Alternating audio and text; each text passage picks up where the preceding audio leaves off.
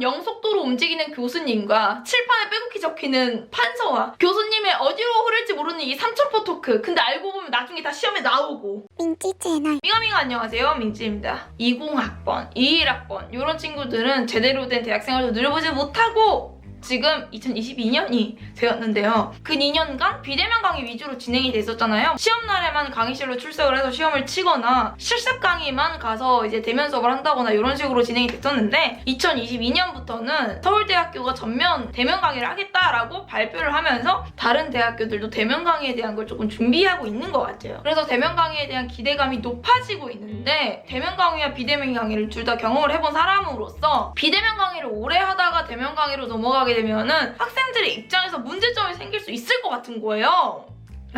단순히 술게임을 못 배웠다 이 정도의 문제점이 아니야 친구들. 좀 대비를 하거나 해결책을 찾아봤으면 좋을 것 같아서 이렇게 영상을 찍고 있습니다. 그러면 한번 하나씩 훑어보겠습니다. 민지 채널. 코로나 학번들이 대면 강의로 넘어가게 되면 생기는 문제점 첫 번째 바로 양극화입니다.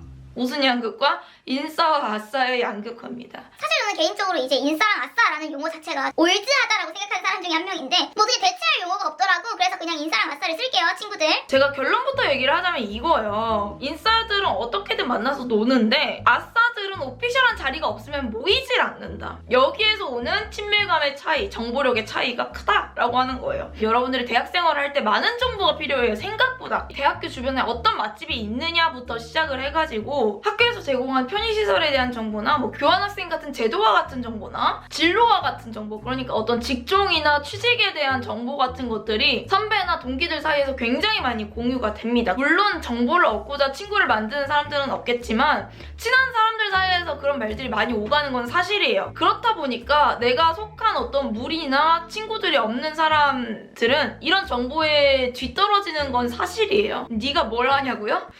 저도 알고 싶지 않았습니다. 근데 비대면 강의다 보니까 학교에 뭐 동기나 선후배들이 이렇게 모일 자리가 없었잖아요. 약간 이런 거야. 우리 다 같이 안 모이는 줄 알고 있었는데 알고 보니까 몇 명은 만나서 이미 친해져 있더라, 놀고 있더라. 새로 들어오는 완전 신입생들은 이게 별로 상관이 없을 거예요. 왜냐면 신입생들을 대상으로는 많은 강제적인 행사가 있거든. 오피셜하게 신입생 환영회, 오피셜하게 OT, 오피셜하게 세터. 2학년, 3학년, 4학년한테는 그렇게 큰 행사가 제공되진 않거든요. 그렇다 보니까 인싸들은 자기들끼리 몇 번 봤어. 카페도 가고 이태원도 놀러가고 홍대도 놀러가고 했단 말이야. 술도 마시고. 근데 아싸 친구들은 어떤 공식적인 자리, 오피셜한 자리가 아니면 사람들이랑 말 서기가 조금 힘들어요. 그러니까 이게 얻을 수 있는 정보력에 대한 차이도 어느 정도 있을 수가 있고 전반적으로 좀 손해를 볼 수가 있다라고 하는 게 저의 걱정이에요. 인싸들은 걱정할 필요 없고요. 제가 뭐 조언해줄 부분이 아닌 것 같고요. 우리 아싸 친구들한테는 제가 어떤 말씀을 드리고 싶냐면 2학번 대면 강의로 전환이 되면은 무조건 어떻게든 친구 한 명은 만드세요. 낯을 가리고 그러는 거 저도 알아요. 저도 낯가리는 사람이거든요. 근데 정말 맘 맞는 친구랑 이렇게 두 명이서 다니기 시작하면 그때부터는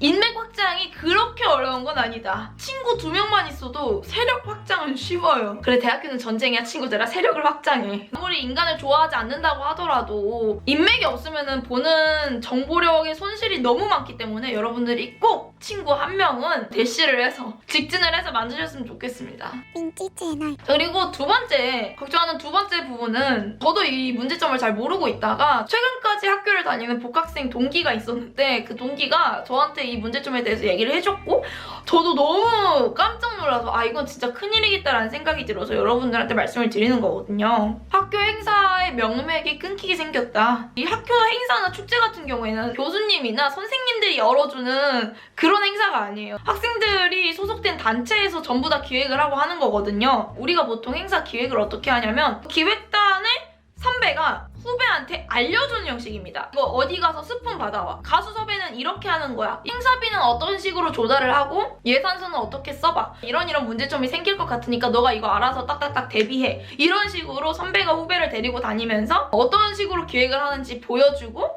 알려줍니다. 21학번도 대면으로 행사를 해본 적이 없고 20학번도 대면으로 행사를 해본 적이 없고 심지어 19학번도 기획을 해본 적은 없잖아. 이제 비대면으로라도 계속해서 행사를 지속했으면 그나마 다행인데 비대면이 되면서 행사가 취소되고 기획단 친구단 자체가 없어진 경우도 되게 많단 말이에요. 학교 축제까지 안 나가더라도 이제 동아리나 학회 같은 것들은 진짜 아예 지금 선배들이 없거든요. 다 졸업하고 신입생을 안 받아서. 동아리나 학회 유지 자체에 문제가 있을 뿐더러 행사나 모임을 추진할 추진력을 잃어버렸다라고 생각이 드는 거죠. 그래서 아마 올해 만약에 대면 축제나 대면 행사 같은 걸 하게 된다면 이걸 기획하는 친구들한테는 굉장한 어려움이나 뭐 막막함이 따르지 않을까. 그래서 제가 어떤 해결책을 드릴 수 있을까 생각을 하다가 오히려 좋다. 제가 지금 20대 후반이라서 여러분들한테 말씀드릴 수가 있는 건데 대학교 때 개고생한 게 머리에 엄청 많이 남아요. 그러니까 되게 좋은 경험이야, 그게. 이 시국에 기획단에 들어가서 굉장히 막막함을 뚫고서 열심히 기획을 해나간다면 여러분들의 머릿속에는 굉장히 좋은 기억으로 남아있을 겁니다.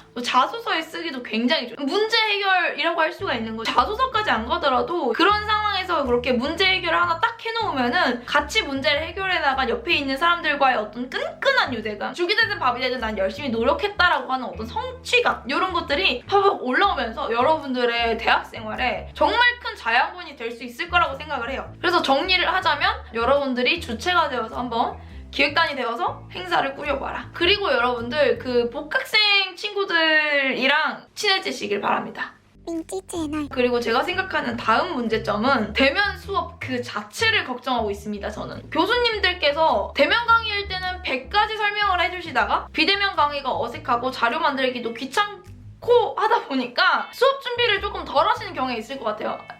있어요. 네. 100% 전력을 다해서 하시는 느낌은 아니고 확실히 수업 질도 조금 떨어진다고 생각이 됐어요. 교수님들은 어떻게 생각할지 모르지만. 그리고 또 이제 인간 같은 경우에는 배속이 되잖아요. 강의를 배속으로 돌려서 들을 수가 있어. 학생도 그렇고 교수도 그렇고 수업에 전력을 다하지 않는다는 느낌이 들어요. 저 같은 경우에는 대면 강의를 원래 듣던 사람이니까 비대면 강의로 들어갔을 때 어딘가 아쉽다라는 생각이 들었지만 비대면 강의를 듣다가 대면 강의를 듣는 사람들한테는 버거울 수가 있단 말이에요. 이게 배속으로 움직이지 않고 1.0 속도로 움직이는 교수님과 칠판에 빼곡히 적히는 판서와 교수님의 어디로 흐를지 모르는 이 삼천포 토크, 근데 알고 보면 나중에 다 시험에 나오고, 그리고 심지어 학점 같은 경우에도 비대면 강의가 학점이 후해. 여러분들 인정하세요. 비대면 강의는 학점이 후해요. 대면 강의로 가잖아? 다시 학점이 박해질 수가 있다. 다 같이 겪는 일이니까 학생들 다 학점은 똑같지 않을까요?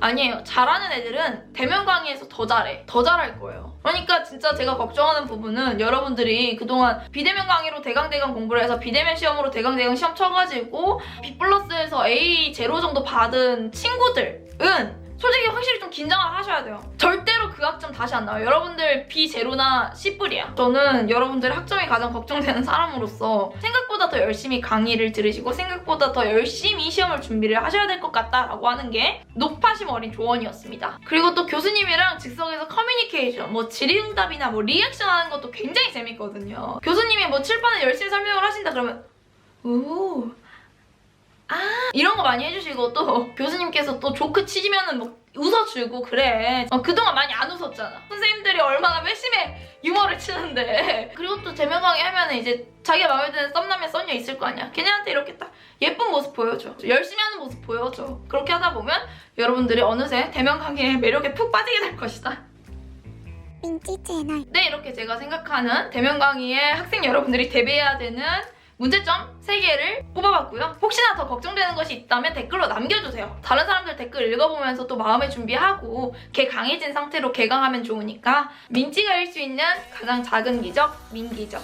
여러분이 잃을 수 있는 가장 작은 기적, 민구독. 오늘도 제 영상 봐주셔서 너무 감사하고요. 다음에도 유용하거나 용하지 않은 영상으로 돌아올게요. 민파민 민빠롱 안녕!